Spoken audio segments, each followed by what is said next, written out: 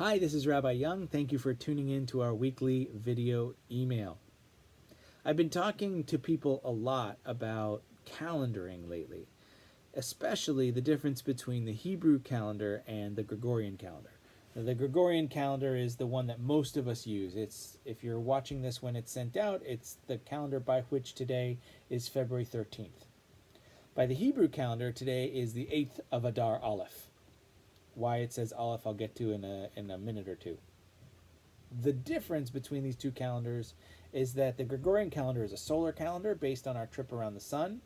So a trip around the sun actually takes 364 and 1/4 days for the Earth to go around the sun once. So to make up for that quarter day, every 4 years we add 1 day in February. So February 29th is leap day. We probably know someone who has a birthday on February 29th. If they're born on February 29th, even though they'll very often say that they're only 10 years old when they turn 40, they're not 10 years old. They're 10, they've celebrated 10 birthdays, but they're 40 years old because they've been around the sun 40 times.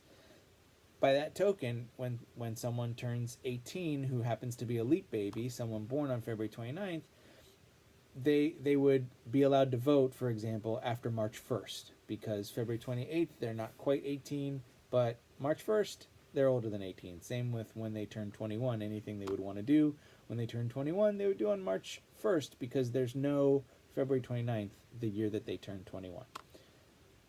That's the only complication that really comes up in terms of Gregorian leap year. But in a Hebrew leap year, it's a different system. The Hebrew system is based on the moon with 12 months in a year, and a leap year is when you add an extra month.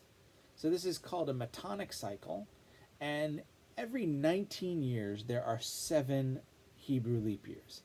On the 3rd, 6th, 8th, 11th, 14th, 17th, and 19th year of the Metonic cycle, we have a leap year. So it's every 2 or 3 years for a total of 7 over 19 years that the Hebrew calendar has a leap year. In a Hebrew leap year, instead of adding a day, February 29th, we add a month. And we call that month Adar Bet, the second Adar. That's why this month is Adar Aleph, because it's a leap year and there will be another Adar. That's also why Purim isn't until March 20th, because when there's a holiday in Adar, that holiday is Purim, that is moved to Adar Bet. I think the only reason they move it to the second Adar is to be able to anticipate all the joy and wonder of Purim, but I don't have that. That's just a guess. Now, if you are a little bit confused by the difference between a Hebrew year and a Gregorian year, that's okay, because so is our database algorithm. The algorithm for the database that we use to determine things like when people would commemorate a yahrzeit happens to be confused right now about exactly which Adar to remind people that they have a yahrzeit.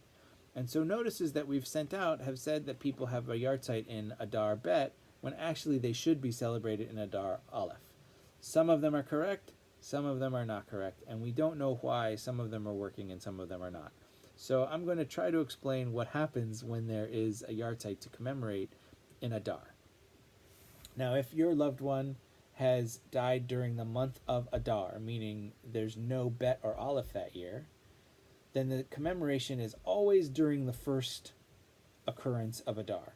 So if they've died during a non-leap year, all yahrzeits will happen in Adar Aleph.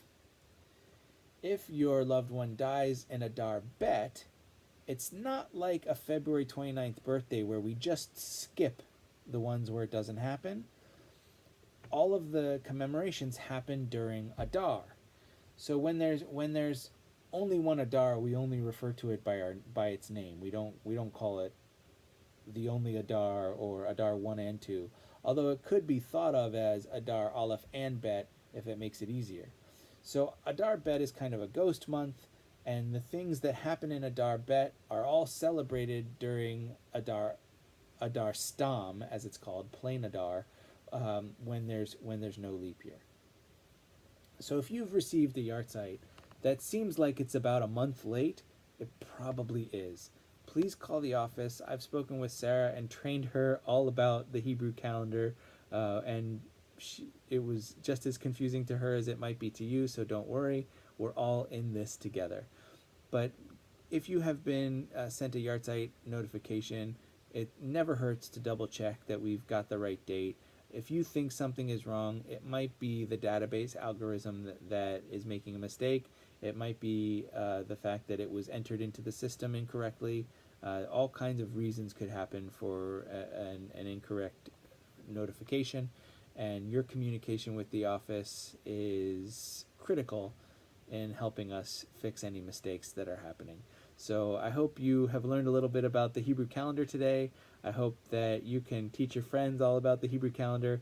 And please don't hesitate to email me questions at rabbiyoung@cbtfv.org if you have any further questions on Hebrew calendar or anything else that you'd like to know. Take care. Have a great week.